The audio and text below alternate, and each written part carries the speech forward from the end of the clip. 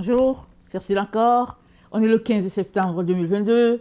Alors, je viens sur la trompette aujourd'hui encore et je viens proclamer le retour de notre Seigneur Jésus-Christ.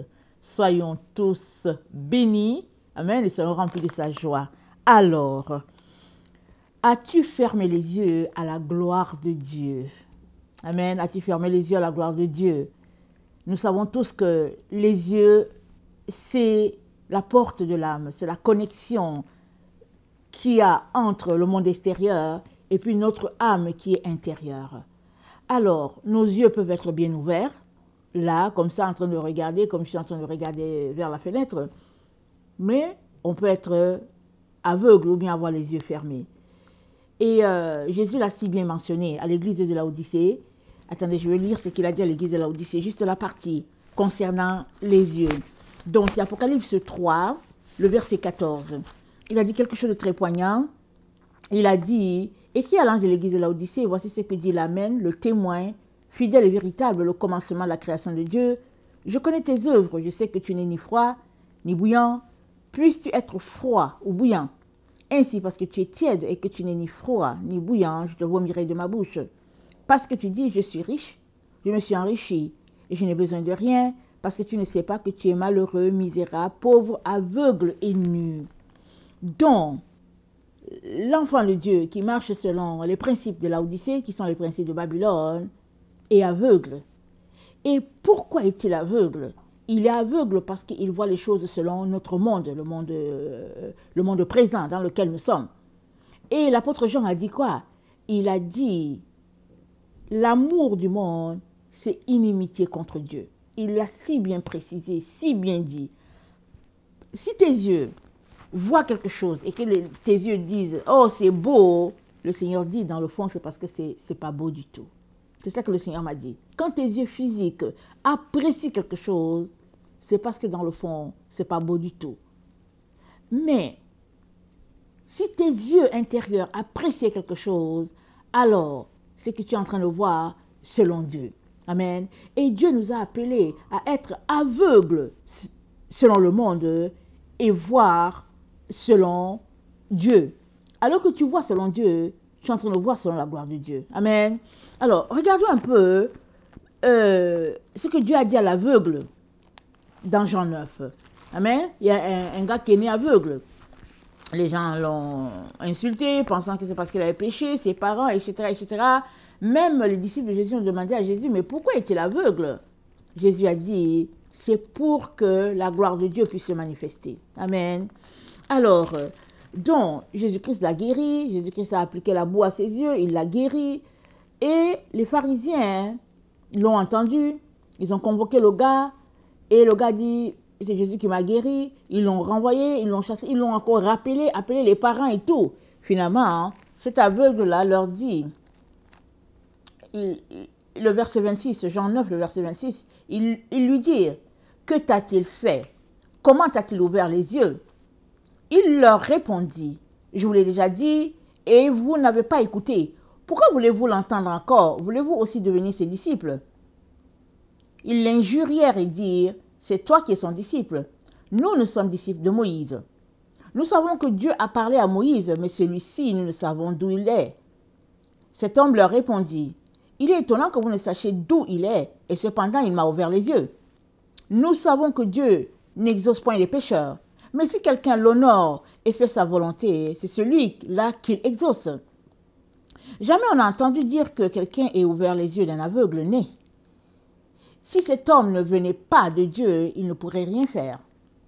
Ils lui répondirent, tu es né tout entier dans le péché, et tu nous enseignes, et ils le chassèrent. Donc voilà leur préjugé. Parce qu'il est né aveugle, il est né dans le péché. C'est ça leur conclusion. Et voilà le mode dans lequel ils évoluent.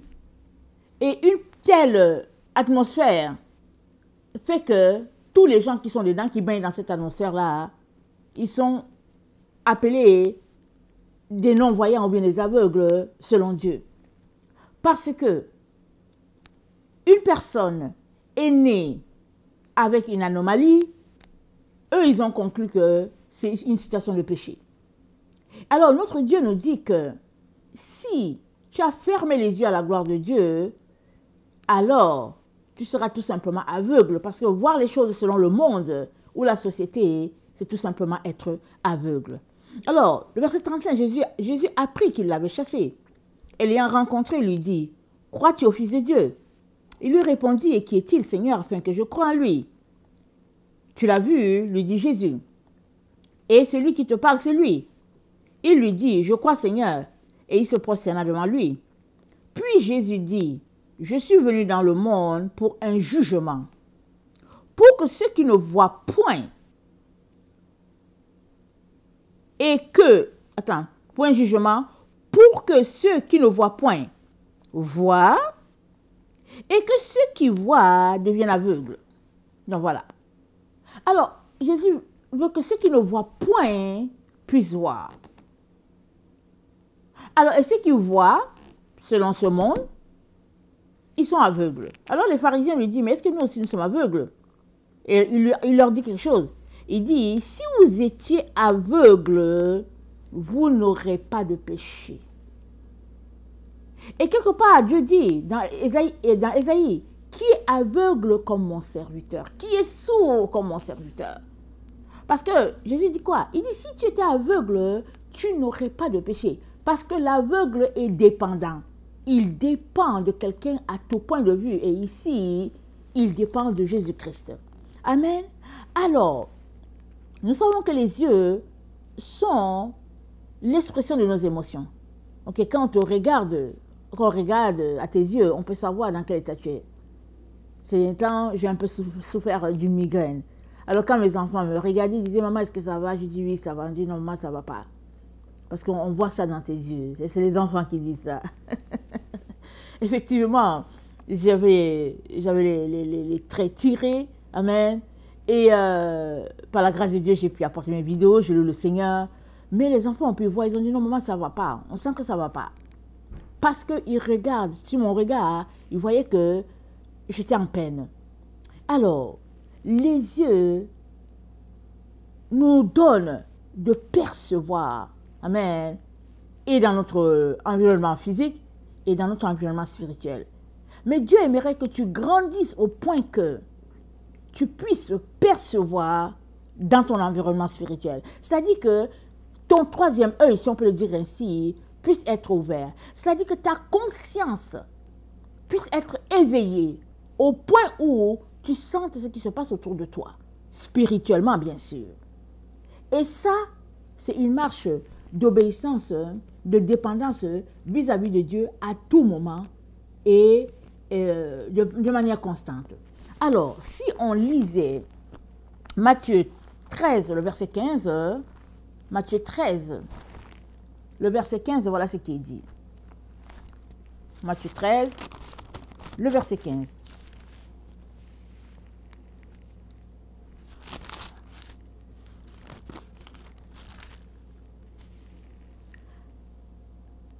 Car le cœur de ce peuple est devenu insensible. Ils ont endurci leurs oreilles et ils ont fermé leurs yeux. Ok? Ils ont endurci les oreilles. Ils ont fermé leurs yeux. De peur qu'ils ne voient de leurs yeux, qu'ils n'entendent de leurs oreilles, qu'ils ne comprennent de leur cœur, qu'ils ne se convertissent et que je les guérisse. Mais heureux sont vos yeux parce qu'ils voient et vos oreilles parce qu'ils entendent. Alors, qu'est-ce que Jésus est en train de dire ici? Jésus dit que le peuple a endurci, a fermé ses oreilles, et il a fermé aussi ses yeux. Mais Jésus est en train de parler de quoi? Des yeux spirituels, des oreilles spirituelles. Alors, ils ont fermé ça pourquoi? Parce qu'ils ne veulent pas voir, parce qu'ils ne veulent pas entendre. Alors, on comprend que tu peux décider de fermer tes yeux. Tu peux décider de fermer tes yeux spirituels, parce que tu passes ta journée devant la télévision. Donc, tu fermes tes yeux. Tu peux décider de fermer tes yeux spirituels parce que tu décides de voir les choses selon ton point de vue, pas selon le point de vue de Dieu. Tu peux décider de fermer tes yeux parce que, au fait, tu ne veux tout simplement pas voir. C'est tout. Tu ne veux rien savoir. Donc, il y a trois conditions. Tu ne veux rien savoir, alors tu fermes tes yeux. Ou bien tu décides de voir les choses comme le monde, tu fermes tes yeux. Ou bien tu te lèves, tu t'assois dans la télévision, les Facebook et tout et tout. Parce que chaque fois que tu ingurgites les choses du monde, chaque fois tu es en train de fermer tes yeux. Tu es tout simplement en train de fermer tes yeux. On sait que ces derniers temps, par exemple, les médias s'est tourné vers, comment on dit ça, le décès de la reine et puis toutes sortes d'histoires et tout ça. Mais si tu restes là pour dire que je vais regarder un peu qu'est-ce que les tabloïds disent et tout ça, tu es tout simplement en train de fermer tes yeux à la gloire de Dieu et en train de l'ouvrir sur la gloire de ce monde. Parce que c'est une personne qui a fini sa course, elle est partie. Maintenant, l'a-t-elle bien fait, l'a-t-elle mal fait? Bon, ça regarde Dieu. Mais le monde, mais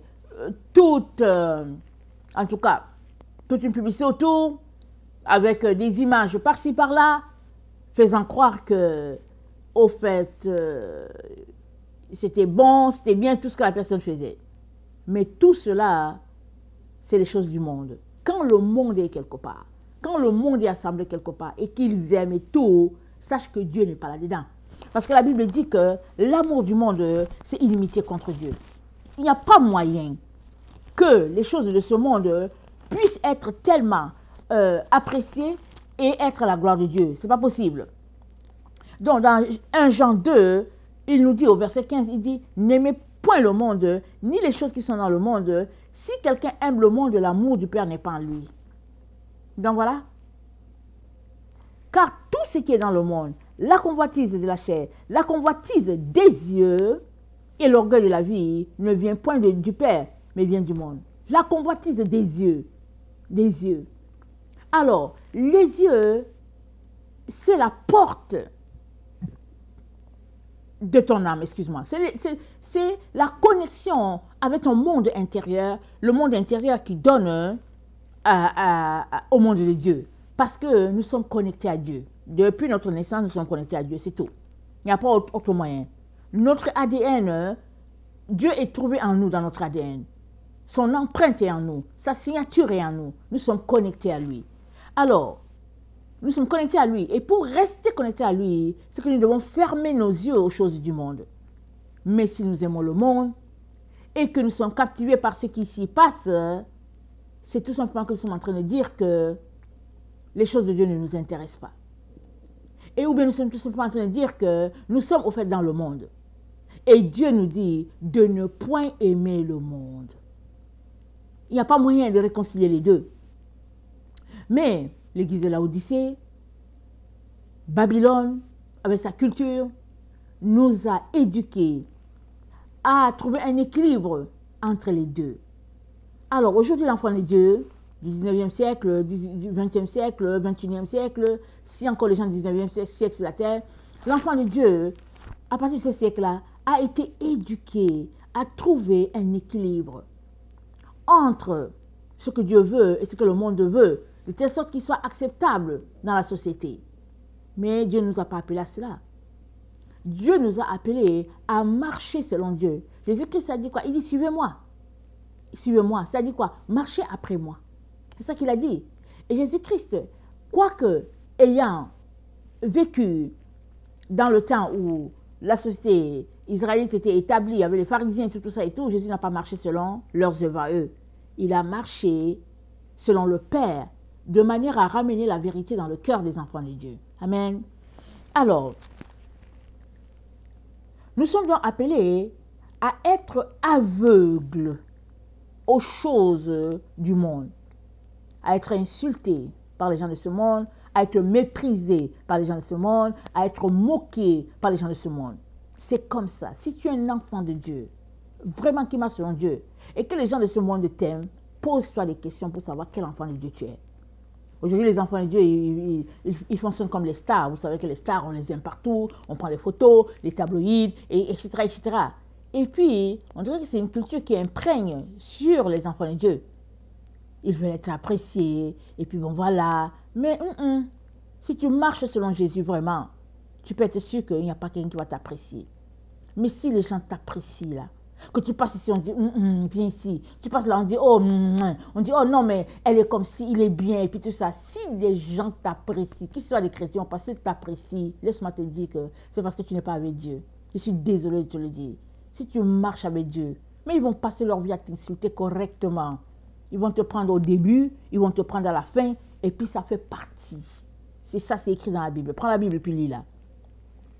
Alors, si tu ne vois que tes désirs, tes ambitions, alors tu es tout simplement quelqu'un qui a décidé de fermer tes yeux à la gloire de Dieu. Si tu vois les grosses maisons, comment la carrière, comment tu as réussi, etc., etc. Parce qu'on est dans le temps où il faut se préparer pour le ciel. On n'est pas en train de se préparer pour s'asseoir ici et pour dire que, ok, je vais m'acheter un gros terrain, je vais faire ci, je vais faire cela. On n'est pas là pour cela. Et vous savez, il y a certains peuples qui sont organisés de telle sorte que quelqu'un qui a réussi, il faut qu'il ait une maison quand même.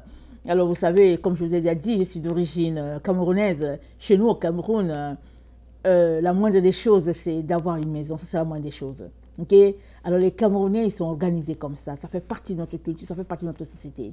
Alors quand quelqu'un meurt, la première des choses que le Camerounais demande, il demande, est-ce qu'il a laissé une maison à sa femme ou à ses enfants? C'est comme ça qu'ils disent. Ils disent non, il n'a rien laissé. Ils disent quoi? Ils commencent à insulter la personne qui est partie. Mais si la personne est partie, qu'elle faisait toutes les bêtises de la terre, mais qu'elle a laissé une maison à ses enfants, qu'elle a laissé une maison à son père, sa mère, ils vont dire, ah non, mais voilà, ça c'est une bonne personne. Et puis ils sont contents, ils se sont dit, ah non, mais ça c'est une bonne personne. Donc, mais si tu es un enfant de Dieu, le Dieu t'appelle à ne pas t'occuper de ces choses-là, parce qu'il va te donner des vêtements, tu auras un abri contre le soleil, contre la pluie, tu auras toutes ces choses-là. Il te dit, cherche premièrement le royaume de Dieu et sa justice, et toutes les autres choses te seront données. Mais si tu décides de marcher sur la culture de ton pays, comme je viens de le citer tantôt, alors tu vas te mettre à courir après la tendance en cours. Si la tendance en cours, c'est d'avoir une maison à 2 étages ou à 3 étages, tu vas te mettre à courir pour dire que non, il faut que j'aille, il faut que je fasse ceci. Et tu vas courir après les dollars, après les euros, après les yens, parce qu'il faut que tu bâtisses. Et quand ils sont assis là-bas, ils disent, ah non, mais tu sais, l'enfant de tel, il a réussi, il a bâti une maison à l'étage. L'enfant de l'autre, il n'a pas réussi, il est va nu-pied là-bas à Paris. Et puis, tout ça, c'est l'histoire. Et puis les gens sont là, ils rient, ha ha ha ha ha. Et puis bon, ça, c'est la tendance de la société. C'est pas grave ce que les gens disent. Ce qui est important, c'est qu'est-ce que le Père pense de toi. Et tu es en train de bâtir pour le royaume. Et là, tu es en train tout simplement d'ouvrir tes yeux, amen, à la gloire de Dieu. Et si tu veux que je le précise, tu es en train d'ouvrir ton 3e œil à la gloire de Dieu et tu es en train d'ouvrir les yeux des autres à la gloire de Dieu. C'est ça qui est important. Parce que la Bible dit quoi? Ni œil, ni oreille n'a entendu ce que Dieu a préparé pour ceux qui l'aiment. Donc les choses que Dieu a préparées pour nous sont extraordinaires. Mais avant que tu puisses mettre la main dessus, il est important que tu souffres la vie de cette terre. Alors la Bible, si tu prends le livre d'Hébreux 11, tu vas lire tout ce que les héros de la foi ont fait. Et la Bible continue pour dire, toutes ces choses-là, ils les ont saluées de loin. Ils n'ont pas vu. Dieu a dit que oui. Dieu a dit à Abraham, j'ai une cité pour toi. Tu es père des nations. Et Et puis voilà. Et puis voilà. Mais Abraham, quand Abraham est parti, il dormait dans une tente, notre père Abraham. Il dormait dans une tente, notre père. Il ne s'est pas soucié à bâtir des immeubles, quoique il pouvait. Parce qu'avec le potopoto, avec avec la terre, avec l'argile, on est capable de bâtir vraiment des merveilles. Juste le faire cuire et on est capable de monter nos maisons à étage. Et puis Abraham avait la possibilité, parce que n'oubliez pas, Abraham, il a vécu le temps de Nemrod. Notre Bible ne nous le dit pas, mais Abraham, il a été confronté par Nemrod. Donc il sait c'est quoi les cités, il le sait très bien. Abraham a été jeté dans le feu par Nemrod pendant 3 jours. 3 jours, je vous dis. Abraham n'est pas mort. Le feu a brûlé, brûlé, brûlé. Son frère a cramé là-bas. Dès que son frère est entré, son frère a cramé. Mais Abraham est resté 3 jours sans mourir. Et pourquoi est-ce que le frère d'Abraham est mort? Parce que le frère d'Abraham, quand il était avec Abraham, il disait que ouais, c'est l'Éternel Dieu qui est le vrai Dieu. Et quand il était avec les autres, il disait que c'est Nemrod qui était Dieu. Donc il jouait à clopin. Il jouait à Laodicée. Il faisait les choses de Laodicée. Donc, quand le roi Nemrod a pu mettre la main sur eux, qu'il a appris que Abraham ne respectait pas les statuts et tout ça là, parce que c'est le père d'Abraham encore qui allait trahir ses enfants et tout, Nemrod a allumé le feu, il les a jetés dedans. Le frère d'Abraham est mort, tout de suite. Abraham est resté 3 jours. Finalement, Nemrod a dit, faites-le sortir. On a fait sortir Abraham. Et Dieu lui a dit, lève-toi, va-t'en de là, et je vais te montrer la patrie. C'est comme ça, l'histoire d'Abraham. Mais chez nous, ça commence que Dieu a dit à Abraham, lève-toi, quitte là et puis va là-bas. Mais qu'est-ce qui s'est passé avant? On ne sait pas. Voilà pourquoi ta vie est comme ça. Parce que tu ne sais pas ce qui s'est passé avec Abraham. L'histoire d'Abraham commence au milieu. On nous raconte une histoire qui commence au milieu. Donc, l'histoire d'Abraham commence au milieu. Mais tu ne sais pas qu'Abraham a quitté une cité, des immeubles. C'est sous Nemrod que les gens étaient en train de bâtir, comment on appelle ça là? Babel. Ils étaient en train de bâtir Babel pour aller rencontrer Dieu. Donc, c'est pour dire que c'est des gens qui avaient une connaissance très poussée. Ils étaient avancés dans leur technologie. Donc, Abraham savait ces choses-là. Mais il a vécu dans une tente. C'est là qu'il a vécu. Il a obéi. Il a appris à se détacher de toutes ces choses-là afin que la gloire de Dieu soit. Et Dieu nous appelle tous à faire comme notre père Abraham. Le jour que tu le verras, Abraham, avec tes yeux, c'est parce que tu auras appris à te détacher de ces choses-là. Mais si ton cœur est attaché à ce monde, à ses valeurs, et que ton cœur court seulement après les dernières tendances de ton peuple, de ta société, de tes amis, en tout cas, ce sera difficile que tu te rendes. Parce que plus on approche du jour où nos yeux verront Jésus face à face, plus la technologie elle est poignante. Et aujourd'hui, on est rendu au stade où on est en train de transformer les hommes pour qu'ils soient des robots. Et puis les gens sont contents, les gens disent que bon, la société avance, ils sont contents et ils sont contre toutes les personnes qui disent ah non, non, moi je ne veux pas devenir un robot, ils sont contre. Donc, le monde, il y a deux voies dans ce monde. Il y a ceux qui sont pour les avancées technologiques et il y a les autres qui disent oh non, non, moi, non, je veux juste rester comme ça. Et on est dans le temps où il n'y aura pas de juste milieu parce que l'Antichrist va faire son entrée dans ce monde dans lequel nous nous trouvons et bientôt. Et puis, donc, tous ceux qui ne vont pas l'écouter, ils seront juste mis à mort. Mais au fait, qu'est-ce qui se passe? L'Antéchrist vient pour prôner la technologie, les avancées, et puis leur religion où tout est mélangé, un méli-mélo, une soupe, une bouillabaisse, on ne sait pas de quoi. Ce sera ça. Mais là où tu es, Dieu te dit maintenant déjà là, avant que l'Antéchrist vienne là, qu'on le pointe là pour dire que le voilà. Avant qu'il soit là, Dieu te dit, range ta vie. Vois la gloire de Dieu. Et puis, prends tes jambes à ton cou et puis fuis Babylone. Fuis l'église de Laodicée. Et mets-toi dans ta tente comme Abraham. C'est pas grave si tu n'as pas une maison à étage. C'est pas grave. C'est pas grave. Les gens n'ont qu'à t'insulter, c'est pas grave. Toi, tu cherches la cité de Dieu. Donc, dans Apocalypse 2, le verset 7, il nous dit ceci. Ok, je ne vais pas tout commenter, mais j'aimerais juste te rappeler qu'Apocalypse 2, ça commence par l'église d'Éphèse. Et à l'église d'Éphèse, notre Seigneur commence à faire un reproche. Il dit à Éphèse que Éphèse, pas qu'il commence à faire un reproche, il fait un reproche. Il ne commence pas par faire un reproche. Il donne les félicitations, hein, mais il fait un reproche. L'église d'Éphèse, ils ont abandonné le premier amour. Rappelons que l'église d'Éphèse a été encadrée par l'apôtre Jean, dont l'apôtre Jean leur a appris à aimer. Il leur a donné la base. Il leur a donné tout ce qu'il fallait. Mais, une fois que Jean est parti, ils ont appris à dégringoler de leur amour. Et voilà, Jésus-Christ se rappelle à Éphèse que voilà, tu as perdu ton premier amour. Et il dit, tes œuvres, tes premières œuvres. Les premières œuvres, c'est quoi? C'est marcher selon les anciens. C'est marcher selon Jérémie 6, le verset 16. Alors, ils ont perdu tout cela. Et qu'est-ce que Dieu dit? Il dit, retourne à ces choses-là que tu faisais et je te donnerai à manger l'arbre de vie. C'est ça qu'il dit. Alors,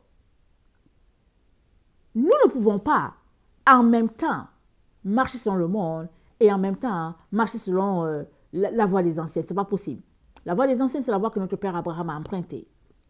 Alors, plusieurs se réclament d'Abraham à cause de la richesse d'Abraham. Et ces derniers temps, on entend des vagues. Les gens se réclament d'Abraham parce qu'ils ont 2, 3 femmes. Ils ont 4, 5 bureaux. Ils disent qu'Abraham avait aussi. C'est ce qui est dommage. Parce que si Abraham est tombé dans cette situation et puis Dieu dit que c'est le seul qui est tombé dans cette situation, qui n'a pas péché, parce qu'il est tombé, parce qu'il croyait que c'est comme ça, Dieu dit ça, alors qu'Abraham est paradis et toi tu vas atterrir en enfer. Est-ce que je te le dis? Avec tes 2e, tes 3e bureaux qui justifient qu'Abraham avait 2, 3 femmes. Tu vas atterrir là-bas en enfer, tu vas brûler. Parce que tu es tout simplement en train de te moquer de Dieu. Alors, Dieu nous appelle à retourner aux premières œuvres, à les pratiquer. Et il dit, les œuvres des Nicolaïtes. Qui sont les Nicolaïtes? Aujourd'hui, on peut les qualifier des francs-maçons, la Rose-Croix, Illuminati, Maïkari, toutes ces sectes-là. Tout ça, c'est les Nicolaïtes. Mais en tant qu'enfant de Dieu, tu es appelé à marcher droit selon Dieu. C'est-à-dire à ouvrir tes yeux à la gloire de Dieu. Et nous sommes dans le stade, si vous m'écoutez, où Dieu nous a amenés à avoir la communion avec les anges. Amen. Parce que sur l'ancien sentier, Dieu leur a appris la communion avec 14 anges. 7 anges du Père, 7 anges de la mer terrestre. On a une mère. On n'est pas des gens qui sont tombés, je ne sais pas d'où, et puis une religion, là, il n'y a pas de mère. On est juste là, on a un père, on a un père. Et puis la mère, elle est où? Il n'y a pas. Mais Dieu nous dit que la terre, c'est notre mère. Et l'évidence est là. Parce qu'on a été tiré de la terre. Et Dieu nous a fait. Et puis Dieu, il est un Dieu qui honore. Alors, il nous a appris à honorer le père et la mère. Donc nous sommes appelés à honorer nos pères et notre mère. Et notre mère, nous sommes appelés à prendre soin de la nature et tout ce qu'il y a. Et à elle, il a attribué 7 anges. L'ange de l'eau, l'ange de l'air, l'ange du soleil, l'ange de la vie, l'ange de la joie.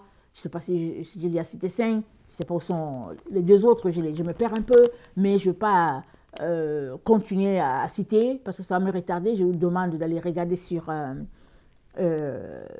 mon site. Amen. Mais je veux juste faire ressortir le fait que Dieu dit on peut déjà manger à l'arbre de vie. Alors en 2019, alors qu'il était en train, j'étais sur le chemin de découvrir les séphiros, les 22 lettres de l'alphabet, la place de la Vierge Marie dans la vie des enfants de Dieu. Pendant que j'étais en train de découvrir tout ça, Dieu me parle, il me dit que tu peux déjà manger l'arbre de vie ici sur la terre. En 2019. J'ai dit, mais comment? Il ne m'a pas répondu. J'ai dit, mais manger l'arbre de vie, est-ce que c'est possible? Mais je me suis concentrée à assimiler les choses que j'étais en train de découvrir. La voix des anges, la voix des démons, les 10 séphiros, les 22 sentiers, ce qui fait les 22 lettres de l'alphabet, ce qui fait qu'en tout, on a 32 sentiers qu'il faut parcourir pour la sainteté et tout ça. Donc, j'étais vraiment émerveillée par tout ce monde-là. Alors, le Seigneur m'a laissé sur mon chemin. J'ai marché, 2019, 2020, 2021. Et puis, ce n'est qu'en 2022 qu'il m'a dit, bon, là, je vais te montrer comment tu peux manger à l'arbre de vie. Il m'a montré donc les 14 anges, en plus du fait qu'on est appelé à entretenir notre relation, nos prières et tout ce que vous connaissez. Et ce qui est extraordinaire, c'est que ce n'est pas un fardeau. C'est qu'on arrive à un point où on comprend enfin c'est quoi marcher avec Dieu. Donc, tous les jours, tu peux manger à l'arbre de vie. Tous les jours. Et dans Apocalypse 22, amen, je vais terminer par là. Apocalypse 22, il est dit, il me montra un fleuve d'eau de la vie, limpide comme du cristal qui sortait du trône de Dieu et de l'agneau. Au milieu de la place de la ville, et sur les 2 bords, il y avait un arbre de vie, produisant 12 fois les fruits, rendant de son fruit chaque mois, et dont les fleurs servaient à la guérison des nations. Il n'y aura plus d'anathème, le trône de Dieu et de l'agneau sera dans la ville, ses serviteurs le serviront et verront sa face. L'arbre de vie est là. Alors, on a 7 anges du côté du Père, 7 anges du côté de la mère. Amen. Et on est appelé à manger à l'arbre de vie tous les jours, c'est-à-dire à avoir notre communion avec nos anges dans la journée avec la mère, dans le soir avec le Père céleste. C'est-à-dire que si tu es un enfant de Dieu qui va te coucher, je ne sais pas si c'est à 22 heures, puis tu dors jusqu'au matin, il y a un problème. Ce n'est pas normal que toi, un enfant de Dieu, tu dormes jusqu'au matin. Tu dors, tu ronfles jusqu'au matin. Tu ne t'arrêtes pas, tu ne te réveilles pas la nuit pour dire bonjour papa. Il y a un problème. Parce que Dieu nous montre ici qu'on doit avoir les communions avec les 7 anges du Père, et c'est le soir. Alors tout cela, c'est une manière de réveiller notre conscience, n'est-ce pas? Et nous sommes appelés à arriver à ce stade-là de la vie. Et Jean, je veux juste citer cette petite partie-là que Jean nous a dit. Il nous a dit dans Éphésiens 5, le verset 14, il dit, c'est pour cela qu'il est écrit, réveille-toi, toi qui dors, relève-toi d'entre les morts, et Christ t'éclairera. Tu dois, coûte que coûte, te réveiller, si tu es un dormeur, te relever, c'est-à-dire sortir des gens qui sont clopins. C'est toi qui dois te relever de là, et Christ va t'éclairer. Il va te montrer sa gloire. Il va te montrer l'arbre de vie où tu pourras manger. Amen. Et puis l'arbre de vie, il a 14 fruits. Il a 14 fruits. J'ai demandé au Père, un jour, j'étais là en train de lire dans Apocalypse 22, et puis c'était écrit 12 fruits. J'étais là, j'ai dit, Seigneur, le Seigneur dit, tu as bien vu, c'est 14 fruits. Maintenant, ce n'est pas à moi de changer ce qui est écrit. Pourquoi c'est comme ça, je ne sais pas, mais c'est 14 fruits. Puisqu'on a 7 anges du côté de la mère terrestre, on a 7 anges du côté du Père céleste. La mère terrestre, le Père céleste. Alors, pendant qu'on est en train d'observer nos communions, en plus déjà du cheminement qu'on a fait, on est tout simplement en train d'ouvrir nos yeux, amen, tel que Dieu veut, à sa gloire, et on est en train de retourner dans le jardin d'Éden. Parce que si tu arrives au point où tu es en train de manger à l'arbre de vie, tu es déjà dans le jardin d'Éden. Et tu es en train de, comment on appelle ça, de bâtir pour le 8e monde. C'est ça, on est déjà dans l'autre monde. Ça commence là. Ça veut pas que... Il y a des gens qui disent, ils pensent qu'on va les prendre comme ça, on va les garrocher, bang, de l'autre côté, et puis ils vont, comme Tarzan, ils sont arrivés. Mais non, tu dois bâtir. Dieu nous appelle à bâtir. Donc on est appelé à mettre la main à la pâte, à bâtir ce monde-là que Dieu voulait, qu'il avait dit à Adam et Ève de bâtir. Et c'est cela, ouvrir tes yeux à la gloire de Dieu. Amen. Que le Seigneur bénisse sa parole. Je vous aime beaucoup et Dieu davantage. Maranatha, Jésus revient. Amen et Alléluia.